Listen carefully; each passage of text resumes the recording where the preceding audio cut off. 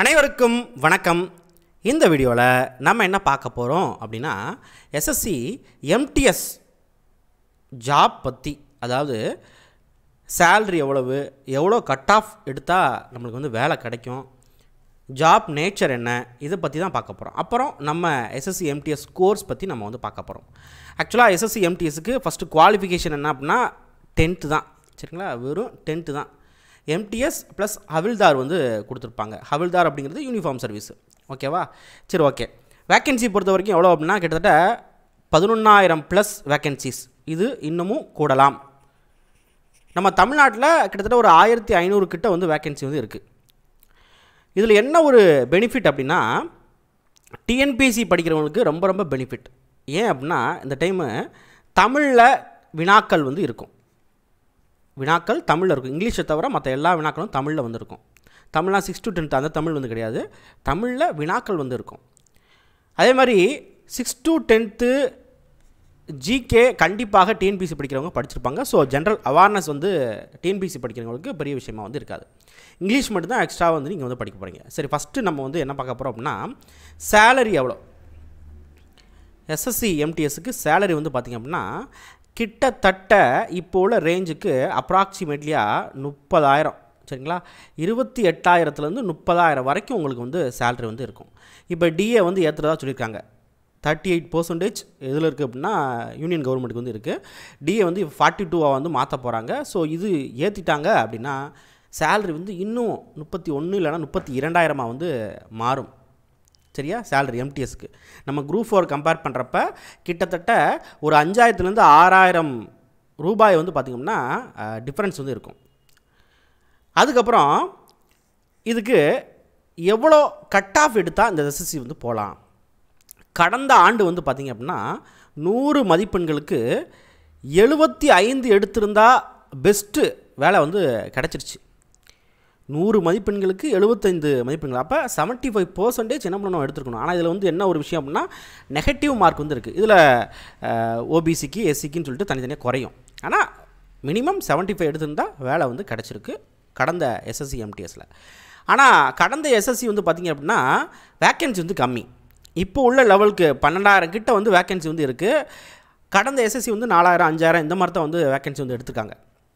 இந்த time 12,000 vacancy வந்து இருக்குது. அப்படிங்கிறப்ப கட் ஆஃப் வந்து பார்த்திங்க அப்படின்னா இதே லெவலாக இருக்கும், இல்லைன்னா இதை விட கொஞ்சம் கம்மியாகும். பட் கூடுறதுக்கு சான்ஸ் இல்லை, சரியா? அதே மாதிரி இந்த டைம் வந்து லோக்கல் லாங்குவேஜஸ் நிறையா வந்து கொடுக்குறதுனால நிறைய பேர் அப்ளை பண்ணுவாங்க. நிறைய பேர் கண்டிப்பாக வந்து அப்ளை பண்ணுவாங்க. பட் ஆனால் அதுக்கு வந்து சரியான ப்ராக்டிஸ் வந்து கண்டிப்பாக வந்து இருக்கணும். ப்ராக்டிஸ் இருந்தால் தான் நீங்கள் வந்து என்ன பண்ண முடியும் அப்படின்னா செலக்ட் ஆக முடியும். சரி, ஓகே. இப்போ நம்மளுக்கு வந்து பார்த்திங்க அப்படின்னா ஜாப் நேச்சர் பொறுத்த வரைக்கும், அடுத்து நான் ஜாப் நேச்சர் வந்து சொல்லிடுறேன். ஜாப் நேச்சர் பொறுத்த வரைக்கும் நிறைய பேர் என்ன பண்ணுறாங்க அப்படின்னா, சார் இது வந்து மல்டி டாஸ்கிங் ஸ்டாஃப், ஸோ எல்லா வேலையும் பார்க்கணுமா, க்ளீன் பண்ணணுமா, அது பண்ணணுமா, இது பண்ணணுமா அப்படின்ட்டு. அது ஒவ்வொரு டிபார்ட்மெண்ட் பொறுத்து இருக்குது. நல்ல டிபார்ட்மெண்ட்டாக இருந்துச்சுன்னா உங்களுக்கு வந்து அந்த அளவுக்கு வந்து போகணுன்னு அவசியமே இல்லை. அப்படியே இருந்தாலும் நீங்கள் வந்து க்ளீன் பண்ண போகிறது கிடையாது. இப்போ ஸ்வீப்பர் அப்படிலாம் இருக்குது, அப்போ நான் போய் க்ளீன் பண்ணணுமா அப்படிலாம் வந்து கிடையாது. அதுக்கு தனியாக ஆள் வச்சுருப்பாங்க. நீங்கள் ஜஸ்ட்டு கரெக்டாக இருக்கான்னு பார்த்தா போதும், அந்த மாதிரி தான் வந்து இருக்கும். மேக்ஸிமம் நீங்கள் போய் உட்காந்து க்ளீன் பண்ணணும்னு அவசியம் இல்லை. வேணால் உங்களோட ஹையர் அஃபீஷியலுக்கு உங்கள் சேர் அரேஞ்ச் பண்ணுறது, இந்த மாதிரி விஷயம் வேணால் நீங்கள் வந்து பண்ணலாமே தவிர மற்றபடி ஸ்வீப்பர் ஒர்க்கெலாம் நீங்கள் வந்து பண்ணணும்னு அவசியம் கிடையாது எம்டிஎஸில், சரியா?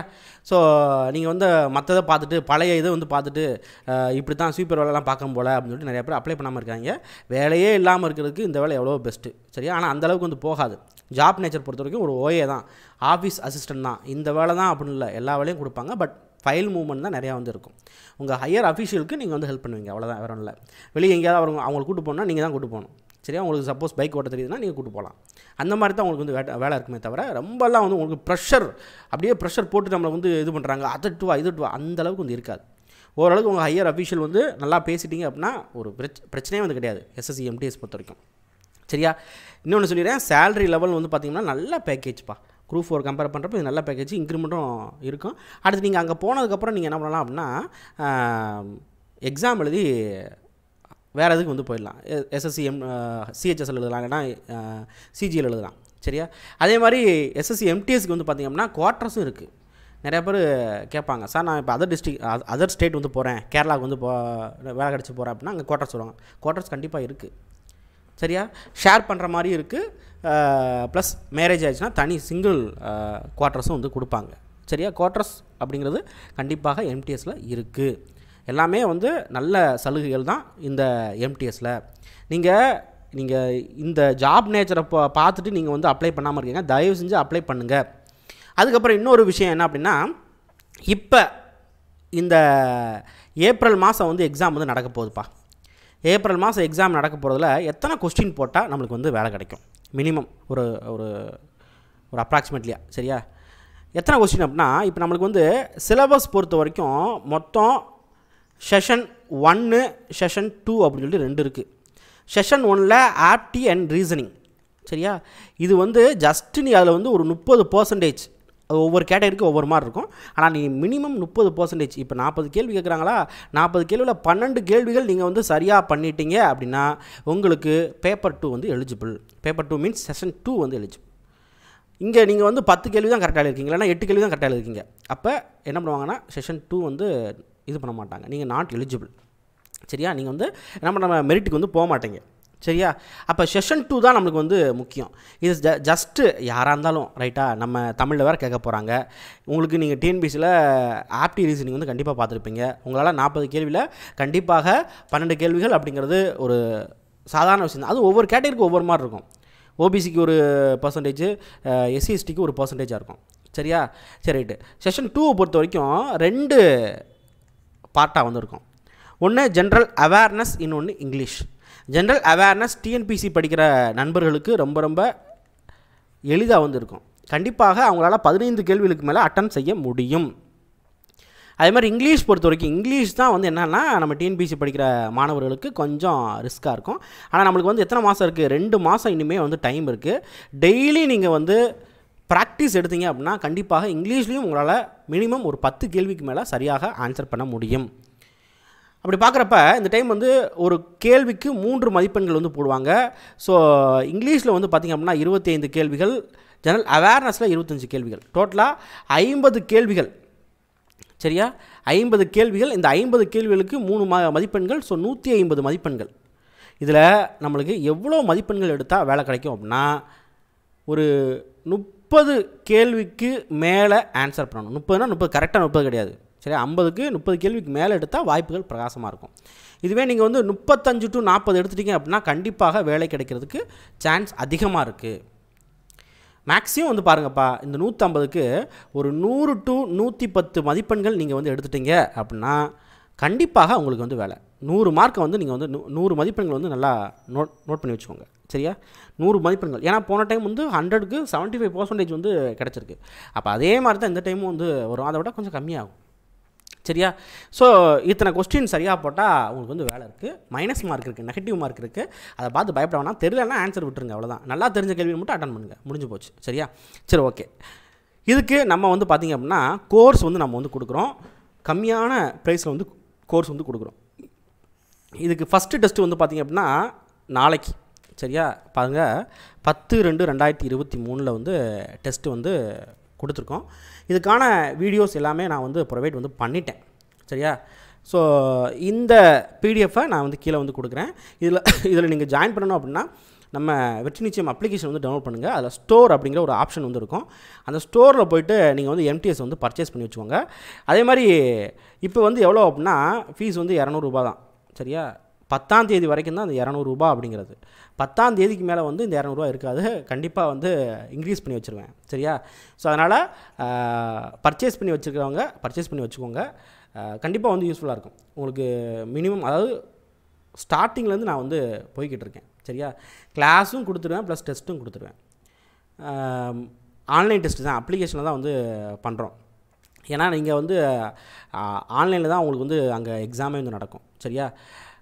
அதனால் அப்ளிகேஷன் தான் வந்து பண்ணுறோம். ஸோ வெற்றி நிச்சயம் அப்படின்னா இந்த இந்த இந்த இருக்குது பார்த்தீங்களா, இந்த ஃபோட்டோ போட்டு தான் வரும். இன்ஸ்டால் பண்ணி வச்சுக்கோங்க. அதில் ஸ்டோர் அப்படிங்கிற ஒரு ஆப்ஷன் இருக்கும். அதில் போய்ட்டு நீங்கள் என்ன பண்ணிக்கலாம் அப்படின்னா பர்ச்சேஸ் பண்ணிக்கலாம். ஸோ ஃபஸ்ட்டு டெஸ்ட்டுக்குரிய சிலபஸ் என்னென்னா ஸ்டாட்டிக் ஜிகே, இண்டஸ் வேலி civilisation, India Balti பேசிக்கு, biology 1, CA வந்து இப்போ வந்து என்னென்னா தனியாக வந்து கொடுக்க போகிறேன். சரியா? தனியாக வந்து கொடுக்க போகிறேன். இதோட சேர்க்க மாட்டேன். ஏன்னா அது கொஞ்சம் நீங்கள் ரிவிஷன் பண்ணுறப்ப உங்களுக்கு கொஞ்சம் இதாக இருக்கும். அதனால் சிஏ தனியாக கொடுத்துருவேன். இங்கிலீஷ் கிளாஸ் வந்து பார்த்திங்கன்னா ஃபஸ்ட் கிளாஸ் வந்து நவுன் வந்து எடுத்துருக்கோம், 2 வீடியோ வந்து கொடுத்துருக்கோம். அந்த 2 வீடியோ ப்ளஸ் இன்னமும் வந்து கொடுப்போம். அதை பார்த்துட்டு நீங்கள் என்ன பண்ண போகிறீங்கன்னா இங்கிலீஷ் டெஸ்ட் வந்து அட்டன் பண்ண போகிறீங்க. ஆப்டியில் LCM HCF, ரீசனிங்கில் அனாலஜி. ஸோ இது எல்லாமே சேர்த்து ஒரு டெஸ்ட். 10ஆம் தேதி உங்களுக்கு காலையில் வந்து டெஸ்ட் வந்து வந்துடும். அடுத்து ஒரு நாள் உங்களுக்கு படிக்கிறதுக்கு டைம் இருக்குது. 12ஆம் தேதி காலையில் உங்களுக்கு செகண்ட் டெஸ்ட்டு. 12ஆம் தேதிக்குரிய டெஸ்ட்டுக்கு என்னென்னா ஸ்ட்ராட்டஜிக்கு 2 நான் வந்து கொடுத்துருவேன். ஸ்ட்ராட்டஜிக்கு குப்தாஸ் ஹிஸ்ட்ரியில், பாலிட்டியில் வந்து பார்த்திங்க அப்படின்னா ஷெடியூல் அண்ட் பார்ட்ஸ் கொடுத்துருக்கேன். பயாலஜியில் 2வது வீடியோ. சரியா? ஸோ இங்கிலீஷ் கிளாஸ் 2 நம்ம இன்னுமே எடுப்போம். அடுத்து டெசிமல்ஸ் அண்ட் ஃப்ராக்ஷன்ஸ் ஆப்டியில், அடுத்து ரீசனிங்கில் அனாலஜி. சரியா? ஸோ அனாலஜிலே வந்து நிறையா வந்து இருக்குது. அதனால் நான் அனாலஜி மட்டும் 3 இது வந்து கொடுத்துருப்பேன். ஸோ இது வந்து பார்த்திங்க அப்படின்னா ஷெடியூலு. இது வந்து எப்போன்னா பிப்ரவரி வரைக்கும் நான் வந்து கொடுத்துருக்கேன். பிப்ரவரி எண்டு வரைக்கும். சரியா? பிப்ரவரி எண்டு 28ஆம் தேதி வரைக்கும் உங்களுக்கு கொடுத்துருக்கேன். ஏப்ரல் மாதத்துக்கு வந்து பார்த்திங்கன்னா தனியாக நான் வந்து கொடுப்பேன். ஏப்ரல் மாதத்துக்கு மார்ச் மாதத்துக்குரியது தனியாக வந்து கொடுப்பேன். எதுக்காக அப்படின்னா உங்களுக்கு ஒரு பார்ட்டாக நான் வந்து கொடுக்குறேன். ஓரளவுக்கு நீங்கள் வந்து என்ன பண்ணுவீங்க அப்படின்னா தெளிவாயிருங்க. ஒரு மாதம் நீங்கள் வந்து படித்தாலே நீங்கள் வந்து தெளிவாயிருங்க. ஓகே, SSC அப்படிங்கிற ஒரு பெரிய விஷயம் வந்து கிடையாது, MTS வந்து வேலை வந்து வாங்கிடலாம் அப்படிங்கிற ஒரு நிலைமைக்கு வந்து வந்துடுவீங்க. சரியா? ஸோ இந்த மாதிரி தான் இருக்கும். SSC MTS அப்படிங்கிறது இந்த மாதிரி தான் இருக்கும். இதுக்குள்ள 200 அப்படின்னு போட்டிருக்கோம். ஸோ பர்ச்சேஸ் பண்ணிக்கோங்க. 10ஆம் தேதிக்கு மேலே வந்து போனால் கண்டிப்பாக ஃபீஸ் வந்து இன்க்ரீஸ் ஆயிரும். ஸோ பர்ச்சேஸ் பண்ணி வச்சுக்கோங்க. சரியா? சரி, இன்னொரு விஷயம் சொல்லிடுறேன். அது மாதிரி ஆப்பில் வந்து என்ன இருக்குது அப்படின்னு சொல்லிடுறேன். சரியா? நம்ம ஆப் பொறுத்த வரைக்கும் இந்த இருக்குது. ஓகே, இதில் கண்டென்ட் அப்படிங்கிற ஒரு ஏரியா வந்து இருக்கும். பாருங்கள், இன்றைக்கி என்னென்னலாம் கொடுத்துருக்கேன் அப்படிங்கிற ஒரு விஷயம் இருக்குது பாருங்கள். ஜெனரல் அவேர்னஸ்லாம் 4 வீடியோ வந்து கொடுத்துருக்கேன். அதே மாதிரி 6 டெஸ்ட்டு வந்து உள்ளே வந்து இருக்குது. சரியா? நீங்கள் போட்டு பார்த்துக்கலாம். ஆப்டியில் 2 வீடியோ வந்து கொடுத்துருக்கேன். ரீசனிங்கில் 2 வீடியோ கொடுத்துருக்கேன். இங்கிலீஷில் 2 வீடியோ கொடுத்துருக்கேன். இந்த டெஸ்ட் அப்படிங்கிற ஆப்ஷன் இருக்கா, அந்த டெஸ்ட்டில் தான் நம்மளுக்கு நாளைக்கு 10ஆம் தேதி வந்து பார்த்திங்க அப்படின்னா இந்த டெஸ்ட்டில் வந்து டெஸ்ட் 1, டெஸ்ட் 2, டெஸ்ட் 3 அப்படின்னு போகும். சரியா?